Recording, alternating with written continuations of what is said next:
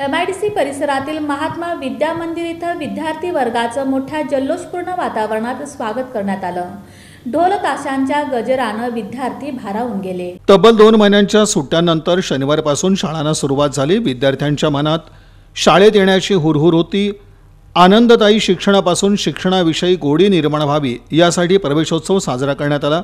दरम्यान MIDC परिसरातील सुनील नगर येथील श्री बालाजी शिक्षण प्रसारक मंडळ संचालित महात्मा विद्या मंदिर शाळेच्या पहिल्या दिवशी प्रवेशोत्सव जल्लोषपूर्ण वातावरणात राबवण्यात आला।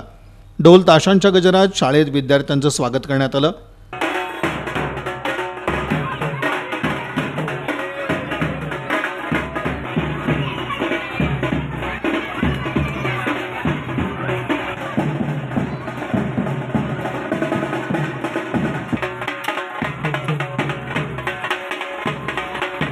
संस्थापक शंकर चौगुले, सचिवा शारदा शंकर चौगुले, संचालक नागराज चौगुले, मुख्याध्यापिका सविता गायकवाड, निळसर यांच्यासह मान्यवरांची यावेळी उपस्थिती होती।